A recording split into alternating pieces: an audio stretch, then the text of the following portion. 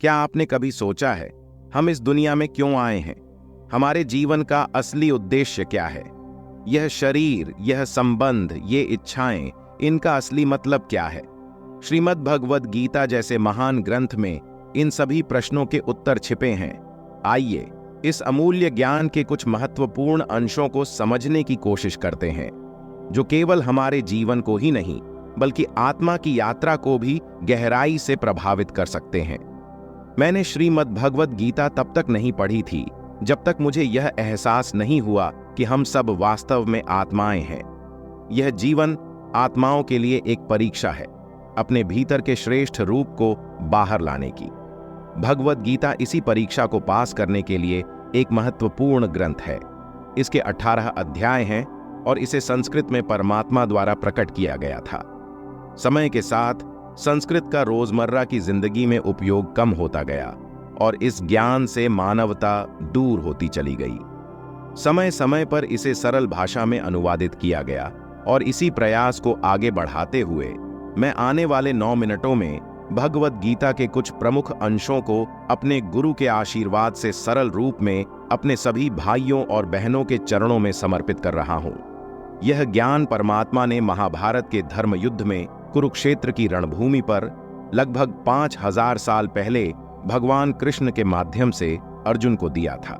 यह वह समय था जब धर्म का निरंतर उल्लंघन हो रहा था। मनुष्यों के मन से परमात्मा का भय समाप्त हो गया था। लालच की होड़ में भाई ने भाई के जीवन पर आघात करने का प्रयास किया, यहां तक कि एक स्त्री का अपमान उसके बड़ों के समक्ष किया गया। इससे पहले कि मानवता धर्म युग से पूरी तरह कलयुग में प्रवेश कर जाए, युद्ध के आरंभ से पहले ही परमात्मा ने गीता के माध्यम से इस ज्ञान को मनुष्य जाति के कल्याण हेतु प्रदान किया। जैसे कभी तौरेत मूसा को, सुसमाचार यीशु को और कुरान पैगंबर मोहम्मद को दी गई थी। गीता, बाइबिल, कुरान, तौरेत, गुरु ग्रंथ साहिब, ये परमात्मा द्वारा दी गई पुस्तकें हैं जो किसी एक धर्म के लिए नहीं बल्कि संपूर्ण मानवता और सभी आत्माओं के लिए हैं। ये आत्मा को परमात्मा, उसकी सृष्टि और उन नियमों के बारे में शिक्षित करती हैं जिनका पालन आत्मा को हर परिस्थिति में करना चाहिए। इन्हीं नियमों की नींव पर आत्मा का मूल्यांकन होता है और इस परीक्षा में उत्तीर्ण होने पर आत्मा को जन्म मृत्यु के चक्र से मुक्ति मिलती है। भगवद गीता में परमात्मा कहते हैं, मैं ही सबकी शुरुआत हूं। जो कुछ तुम देख सकते हो, सुन सकते हो, अनुभव कर सकते हो, वह सब मैं ही हूं। नदियां, पर्वत, सूर्य, ग्रह, चंद्रमा और सितारे सभी मेरे ही द्वारा रचित हैं। मैंने ही देवता, शैतान, राक्षस और मनुष्य बनाए हैं। मैं सर्वव्यापी हूं, सब में विद्यमान हूं। मैं ब्रह्मा बनकर सृष्टि का निर्माण करता हूं और रुद्र बनकर इसका संहार करता हूं। इस सृष्टि को मैं बार बार बनाता और नष्ट करता रहूंगा ताकि आत्माओं को इस जन्म मृत्यु के चक्र से मुक्ति पाने का अवसर मिलता रहे। भगवद गीता यह भी कहती है कि इस महान परीक्षा के लिए परमात्मा ने 5 तत्वों वायु, अग्नि, जल, पृथ्वी और आकाश से प्रकृति का निर्माण किया, जिनके माध्यम से हम अनुभव कर सकते हैं। परंतु स्वयं परमात्मा इन इंद्रियों की समझ से परे हैं। अर्जुन को भी परमात्मा का विराट रूप देखने के लिए भगवान कृष्ण ने दिव्य दृष्टि प्रदान की थी। गीता समझाती है कि आत्मा को इस परीक्षा रूपी जीवन में अवश्य प्रवेश करना होगा। परमात्मा से बिछड़कर आत्मा पृथ्वी पर जन्म लेती है और 84 लाख योनियों का अनुभव करने के बाद मनुष्य का शरीर और बुद्धि प्राप्त करती है। इस सबसे कठिन परीक्षा में सम्मिलित होने के लिए हर व्यक्ति को इस जीवन की परीक्षा के दौरान तरह तरह की अच्छी और बुरी भावनाओं के चक्र में अपने भाई बहन या मित्रों के साथ रखा जाता है, जहां प्रत्येक आत्मा को अपने भीतर के तामसिक और राजसिक अवगुणों से निकलकर सात्विक जीवन में प्रवेश करने का अवसर मिलता है। तामसिक गुण वे हैं जो हमारे भीतर हीनता की भावना पैदा करके हमें दुखी और हानि पहुंचाते हैं। इस यात्रा में आत्मा को इन तामसिक और राजसिक गुणों का त्याग कर अपने सात्विक गुणों से परिचित होना आवश्यक है। सात्विक गुण वे हैं जो आत्मा को उसके आसपास की हर चीज से जोड़ते हैं और प्रेम करना सिखाते हैं। जीवन की इस परीक्षा के दौरान प्रत्येक आत्मा को धर्म, अर्थ, काम और मोक्ष के चारों स्तंभों का ज्ञान प्राप्त करना होता है जिसके बाद ही उसे मुक्ति प्राप्त होती है। यही वे द्वार हैं जिनके माध्यम से आत्मा परमात्मा को समझ सकती है। पहला द्वार धर्म का है, जिसका प्रतीक शेर है। धर्म वह है जो गीता, वेद, गुरु ग्रंथ साहिब, बाइबल और कुरान में लिखा हुआ है। धर्म वह है जिसे हृदय स्वीकार करता है, जैसे झूठ न बोलना, चोरी न करना, ईश्वर का अनादर न करना और दूसरों को नुकसान न पहुंचाना। जीवन में हर आत्मा को सदैव धर्म का पालन और उसकी रक्षा करनी होगी। दूसरा द्वार अर्थ का है और इसका प्रतीक घोड़ा है। हर आत्मा अपने जीवन काल में अपने पृथ्वी पर होने का अर्थ या उद्देश्य समझेगी।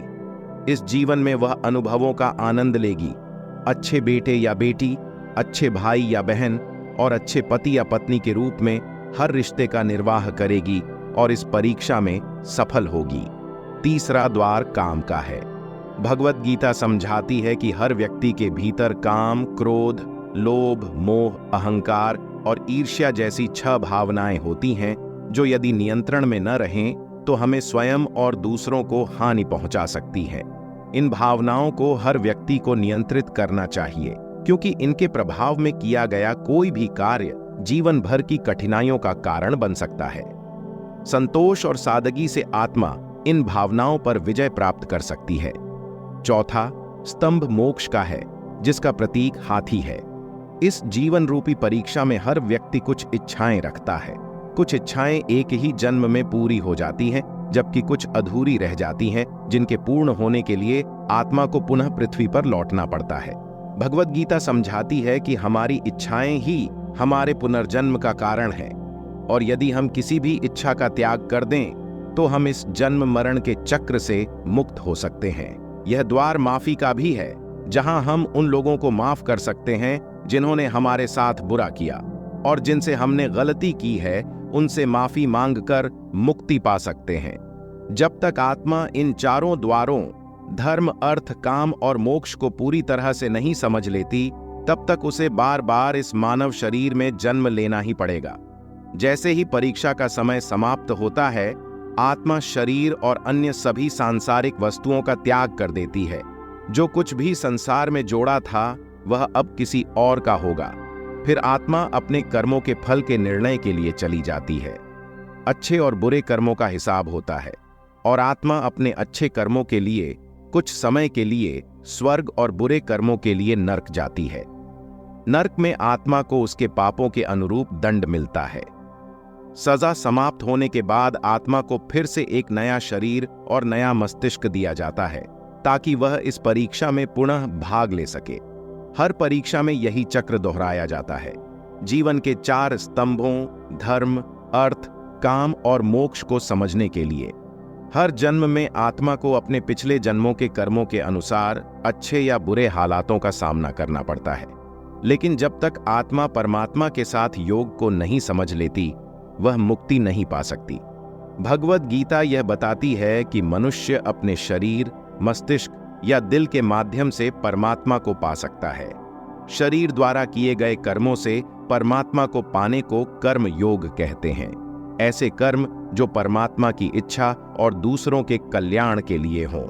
वाल्मीकि ने रामायण लिखकर, श्रवण ने अपने माता पिता की सेवा करके, मदर टेरेसा ने अपने प्रेम और सेवा के माध्यम से, और मैडम क्यूरी ने अपने वैज्ञानिक शोध में जीवन का बलिदान देकर अपने कर्मों द्वारा परमात्मा को पाया।